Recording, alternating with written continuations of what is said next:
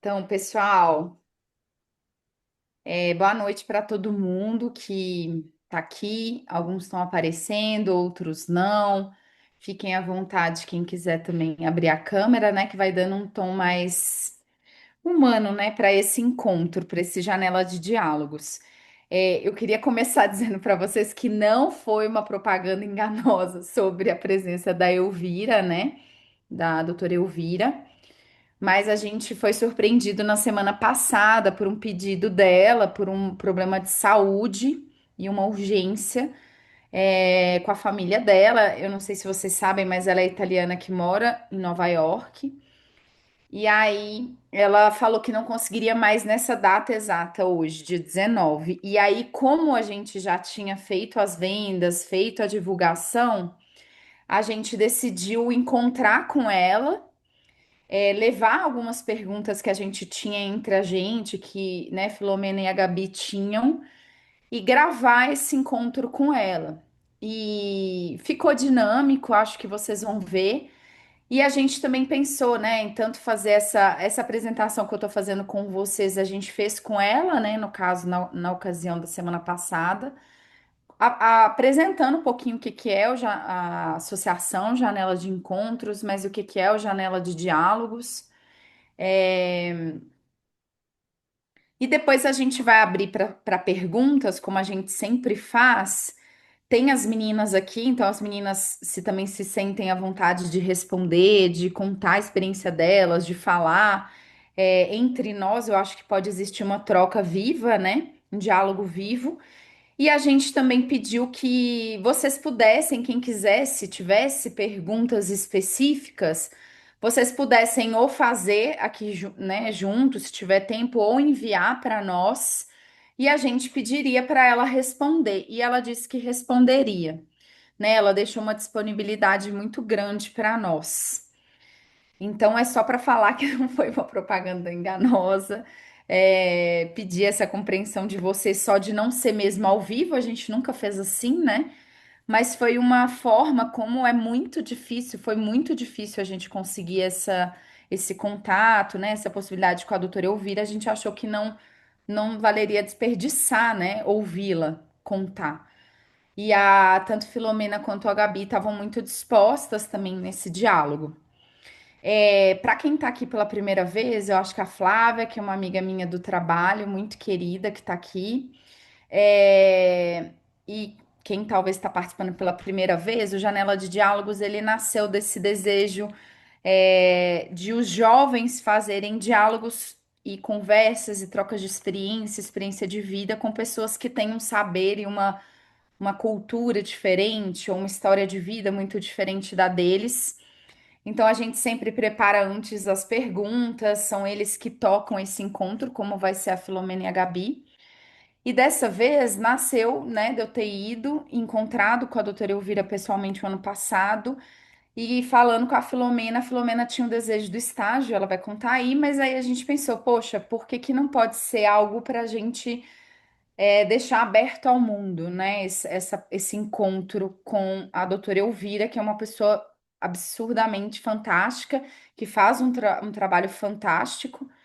E aí a gente entendeu que talvez no Janela de Diálogo seria essa possibilidade.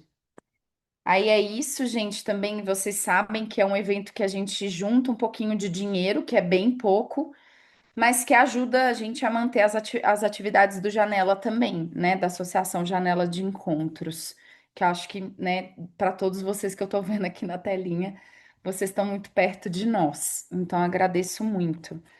É isso, vou deixar as meninas se elas querem introduzir algo e depois o Júnior vai nos ajudar também na reprodução do vídeo. Fiquem livres, lembrando que depois a gente vai abrir para perguntas também.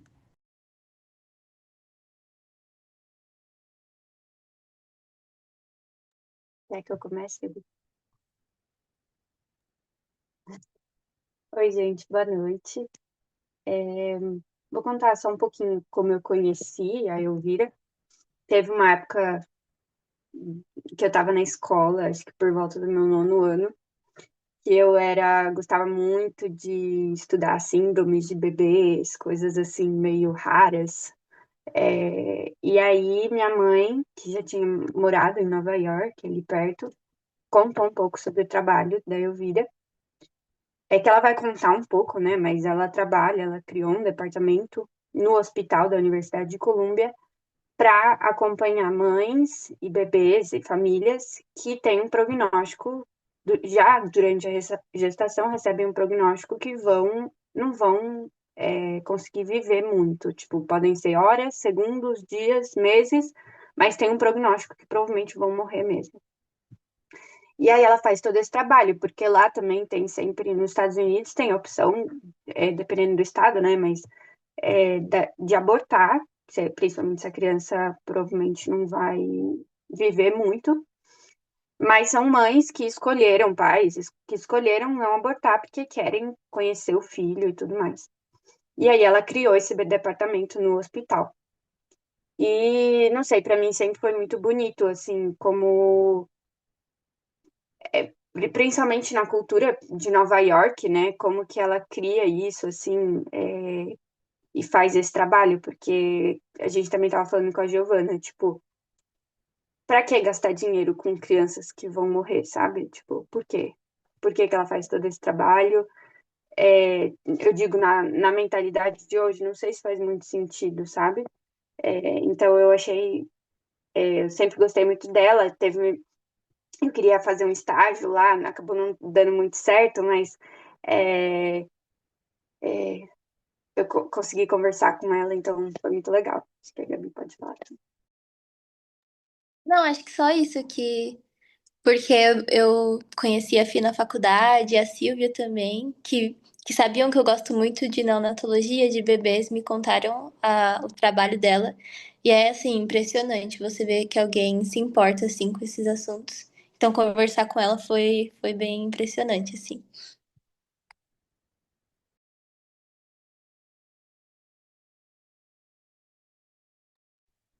Vamos para o vídeo?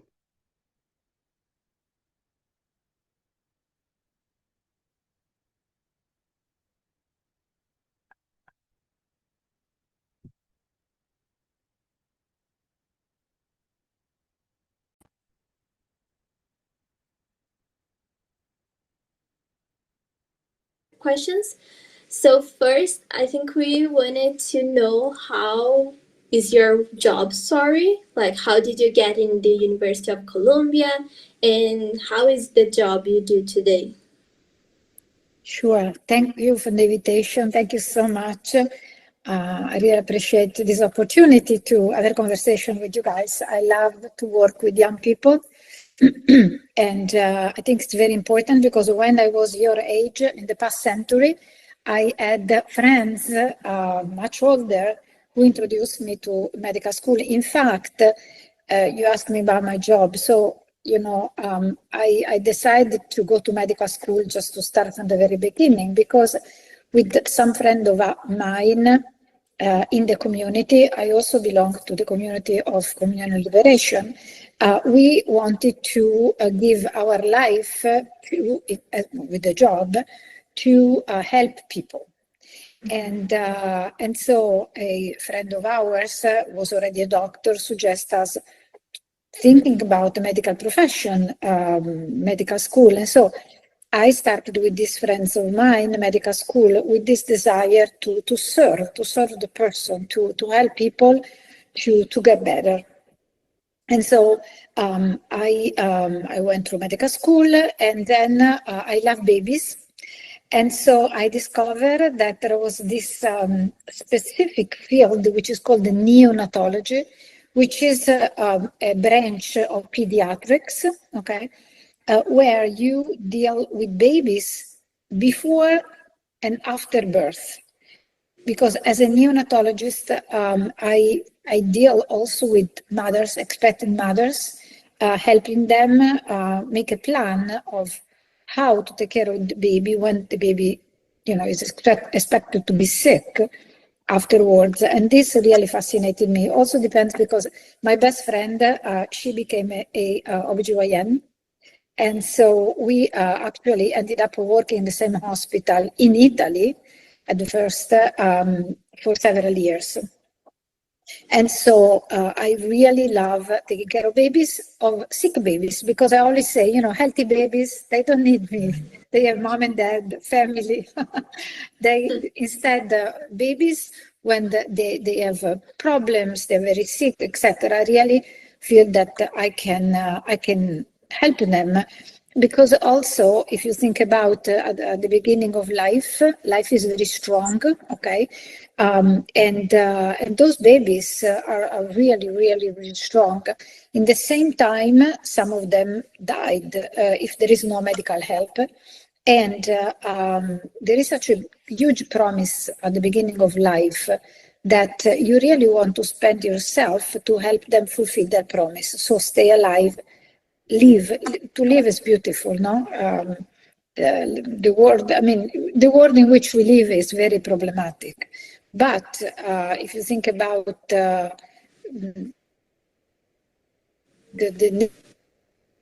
are people who love us. There are so many beautiful and positive things that we want to look at that, first of all. Anyway, to make a long story short, for a family reason, I moved to New York exactly 31 years ago, and I restarted my career there. And there are many episodes that I could tell you that I can recognize that was almost a mission, because it was very easy for me to go there and to find a job, but I can't tell you all of this. But anyway, I ended up at Columbia University. And I was hired first as a fellow, so I had to do a little bit of my training there. And then I became a neonatologist there. Now, how did I go to the comfort care? Maybe I would stop here saying that I arrived at Columbia and I started working as a neonatologist. And the difference with Italy is that at Columbia University in the NICU, the number of babies is huge. We have currently now about 90 babies. So was for me the paradise of a neonatologist, because I could save the life of so many babies. And we have so many resources, and so much more than in Italy. And so I was very happy. So maybe I stop here. You said that there was some friends that helped you to guide the choices in this chapter. What do you say? Which company of people inspired you? Inspired you and helped you to make this work? And more than which company, because you said which company, but how this company changed the work, the way you see your work, and changed how you want to work? Very good question. The companionship that I belong to, and especially, Father Giussani and his words, I met him when I was very young. And, one of the reasons that I went to the United States was because he suggested me to go, by the way, there. But anyway, the major help was to open my heart to the real question of people. So, for example, in medical field, why a person is sick, why a person should die, why there is suffering, or even, like anything in our life has a meaning, and we want to look for that meaning. And this is beautiful, because in the relationship with the family that I serve, obviously I cannot have a conversation with babies, but I have a conversation with the families. After I give medical advice or suggestion or plan of care, there is always a point where there are those questions coming up. And I realized that patients needs to be helped to open this question, because they have it inside and they're very, very troubled, because no one helped them get it out. And so, especially when I meet families, big trouble because they're expecting a baby with, a serious disease or very, very, very terrible disease, face the question of the why. the why, the medical why, of course, but also the why me, etc. And I think all this ability to deal with the heart of the people in front of me is something that I really learned in our companionship by Father Giussani and, living among us. So I think you talked a little bit, but I think I want to approfundate more. So it's a difficult job, right? You have to work with these patients and the babies. And what and then you see that makes you keep working with them? Like what in the patients and what in the babies are inspiring you to continue doing this job? Sure. So when I see a baby, I don't see just the baby. To describe, I would say, I see the hands of the Creator holding the baby and give the baby to me. I mean, first of all, to the family, but also to me, because we are dealing about sick babies. And so I recognize that there is a Creator who loves those babies and ask me to intervene to make possible the fulfillment of that promise that I was talking before. And so this is beautiful for several reasons. First of all, it's very liberating because I do my best to save the babies that I meet with all my knowledge, all my experience. I study, I go to conference, I discuss with other doctors, etc. But I know that ultimately the destiny of those babies is not in my hands. I'm not the last word on their survival or not, or their healing or not, because I know that the Creator, the one who gives them life, as a destiny. So I humble serve this destiny, but I have to respect life and death. And exactly this point was the point that helped me deciding to establish the comfort care program for babies with short life.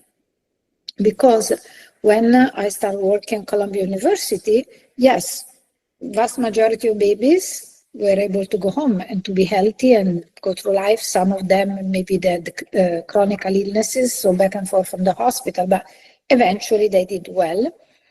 And then I realized, well, there are babies who they die. So the medical science has no resources in the very end to save them. It's a very small percentage, but still they were there.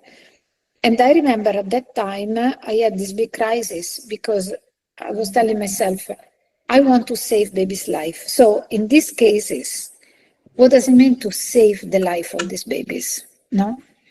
And at a certain point, I understood that saving their life was serving their destiny, exactly for the reason that I told you before. Because if somebody else is in charge of their life, who am I to be desperate if I cannot help them? Like, I'm sad if a baby is sick and dies. Of course, the family desperate. I mean, they're very, very sad. But who am I to claim to be able to save everybody? And this gives me a lot of. I become very humble, and because I know that the baby has a destiny, helps me taking care of them. I don't know how much you have been exposed to the medical field, but there are two extreme mistakes in our medical field nowadays. One is to say, well, this patient is not good enough, we cannot cure, let them die without doing much, especially if it's poor or, not famous, whatever. Second, there is this attempt to do without stopping, without looking at whatever you have in front of you, no? with the claim that we can do it, we can do it, we can do it. Who pays the price of this is the patient, because they're suffering, and eventually they die, despite the mechanical ventilation, despite life support, ECMO, whatever is done. And so I strongly believe that this case of the patient as someone whose life is decided by the Creator makes me very attentive and understanding where his or her life is going. So my medical care is more accurate, in a sense, in the very end. So I really suggest you who are at the beginning of your medical career to really live with this attitude. Yes. Mm-hmm. I think you talked a little bit, but in today's mentality, we are taught that it's not worth it to spend resources and with children and people that are likely to die. Like, you cannot continue with the pregnancy. You have choices, right? Why do you spend time, money, and work with these children, knowing that probably they will die soon? And why do you choose this? I think you'll talk a little bit, but yeah. Sure. You know, in order to answer, I give you an example. So when I meet parents during pregnancy, as a neonatologist, I give counseling to them. So they come to me, they're carrying a baby who has certain problems, and I tell them what we can do after the baby is born. And one thing that impresses me all the time, especially if the baby has been diagnosed with a life-limiting condition, so a condition that can be incurable, basically, the parents are almost worried, concerned. They fear even show their love for the baby because they are afraid that they get attached and then to suffer, no? Which is understandable, but is very contrary to their natural attitude as parents, because they do want to love the baby. I know, I'm sure. But they almost are afraid to say that. And in many situations, I found myself talking about their baby, asking the name of the baby, show my affection for my future patients. And is extraordinary to see how the parents follow me with that attitude, and at a certain point they will come out with more affection towards the baby, because one thing that I learned is no parents is accepting that someone loves their baby more than them, no? And so I can see their desire to love the baby coming out, you know? And this addresses your question, because the value is there. This baby, even before being born, is a baby, you know? When a woman is pregnant, what is going to come out is not a rabbit, it's a baby in any case. And so the value of the little body, little person, is infinite and eternal, no? Therefore, yeah, so that's the value for which I work, for which I support my parents to be free to love that baby, and is very, very satisfying. There is an example of a case that I quote very often, because for me was I learned so much from there, and it's many years ago, and has to deal with two babies, twins, that many people will define as monster, basically because they are Siamese, they're attached. So they are two little girls attached by the chest. They had only one heart. So as little babies, fetuses, so before being born, you know, we did a lot of tests. There was no way they could be separated like after birth. And so, you know, they are destined to have a very short life. And amazingly, the couple, they were two teenagers, 15, 16 years of age, were strongly recommended to stop the pregnancy, and they were like, no, this is our babies. I mean, we welcome them. And they were saying, well, then you have to do the C-section because, you cannot deliver two babies at the same time. And the mom was like, okay, no problem, these are babies. And this was already astonishing because it tells you the depth of the human heart and how much the love for the babies overcome the fear to have a cesarean section at 15 years of age, okay? But anyway, most of my colleagues, especially obstetricians, were kind of upset about this decision. And the mom had to be delivered prematurely because she developed very high blood pressure. And so the babies were born premature. And, you see these two little things, very, very cute, like sort of embrace to each other, united here at the chest. And the father, this little boy, was in the room, outside the operating room. And he asked me, can I hold my babies? Sure, this is your babies. And he started talking to them because they were like breathing just a little bit. And so he was like, no, don't worry, Daddy's here. And it was amazing because I, not only myself, but everybody in that room was like crying for the commotion, because it was very, very moving that the love of a young boy for those little, girls that, at the eye of this world, they were nothing.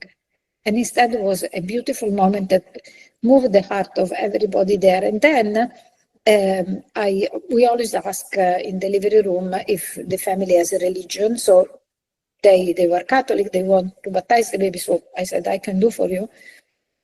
And I asked the names. Sorry. And he told me, one is Kila, one is Kaila. And so I took the holy water and I started do the sign of the cross on the head of one.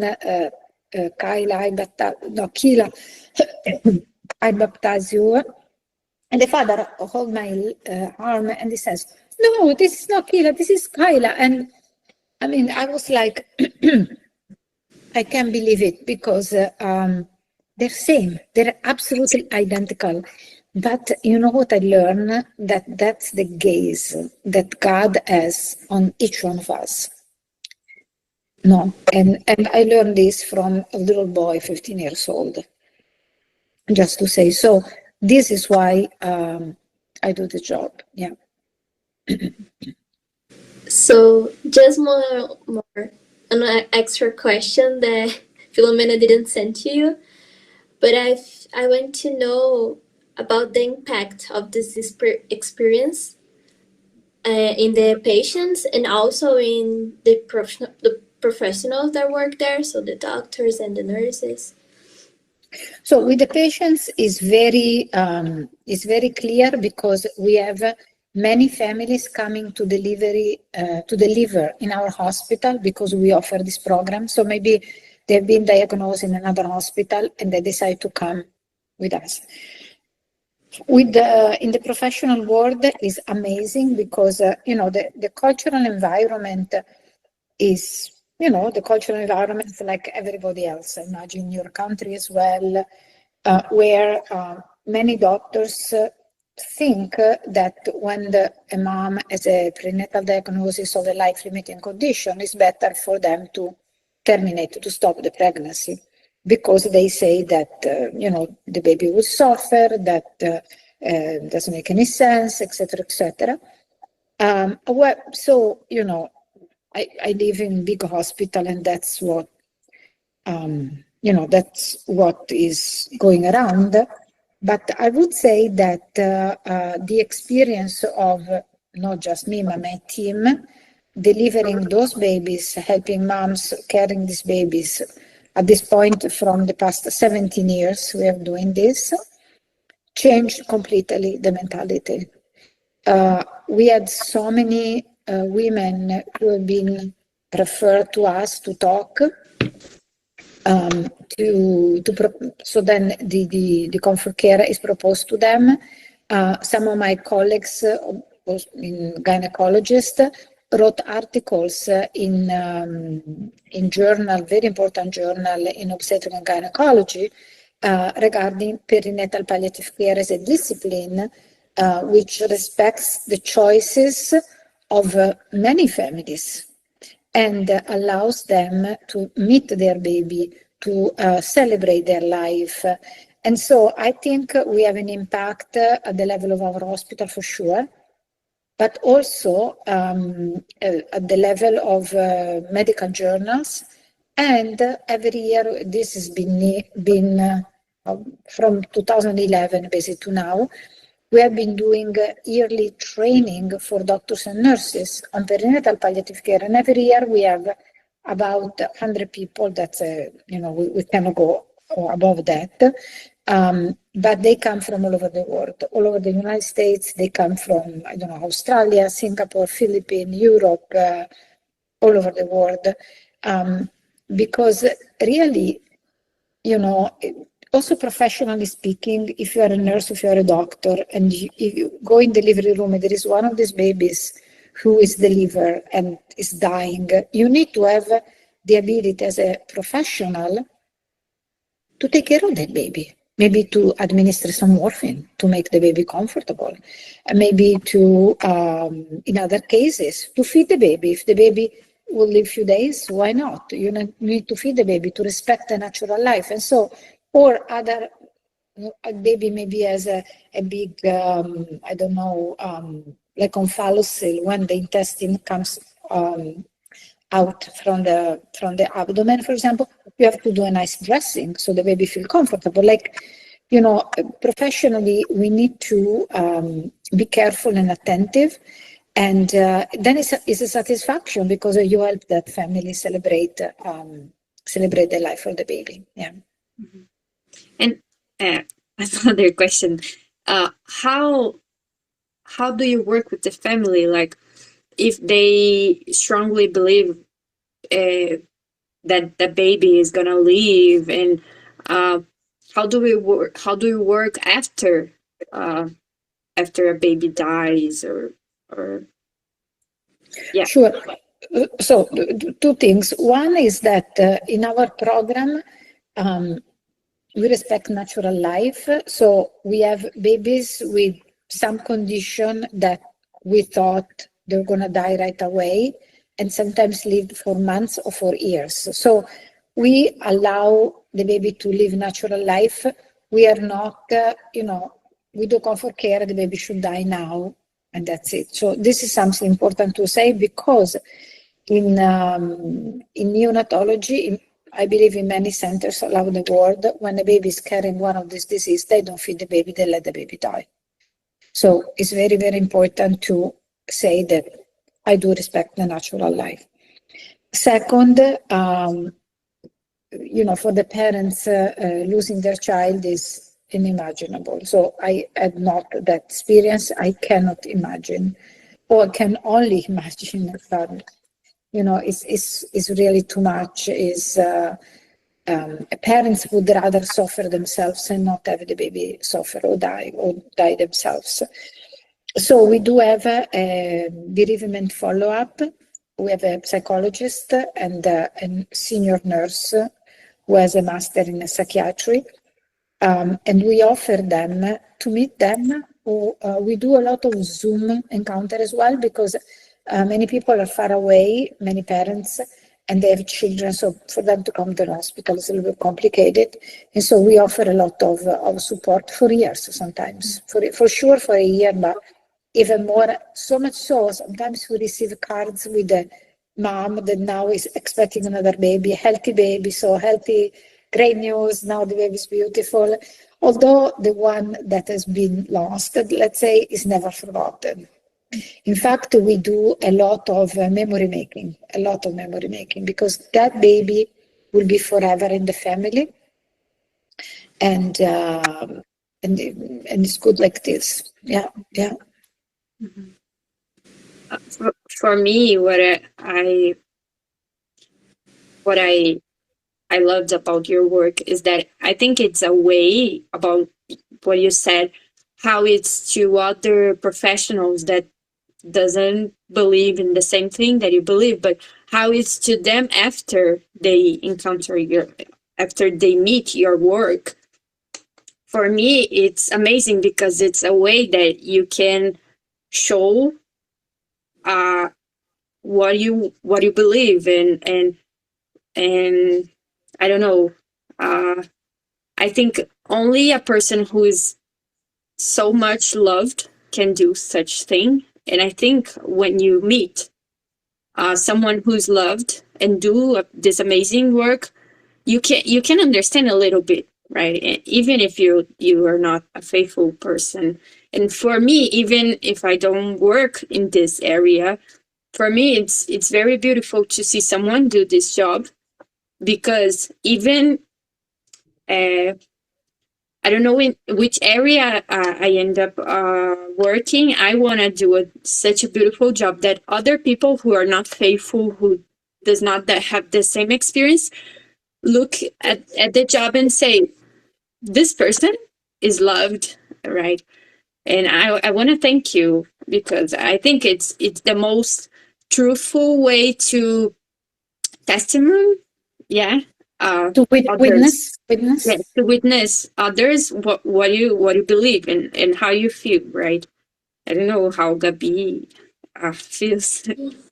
Yeah, no, I think it's so amazing that you don't ignore the problem. Like, because in healthcare, I always see people saying that, oh, someday you'll be ignoring this problem. So someday will be normal, and we will take care of children drying, and we'll be okay. But you say that it's something that it's more, I don't know how to say, but it's more. It's painful, but you don't ignore it, right? Yeah, it's painful, but you don't ignore. You think about all the process and the before and the after, and you really take care of this person. So it's really really amazing. Yeah, and you know what? As you said, I'm a very loved person. You know, at the height of my life, after many years, I'm even more aware, and I'm grateful because all that we have is given to us. All we have is really given to us, and so as a consequence, we give to others, and I promise you that, because I see sometimes people getting my age looking for retirement. I'm like, no, I'm not going to retire. I love to do my job. And because it's always better. The more that you advance with ages, the more you enjoy this. Because, there is a lot of drama, a lot of crying together, but a lot of beauty and love. Yeah, really. No, thank you, ladies. Thank you very much. Yeah. I don't have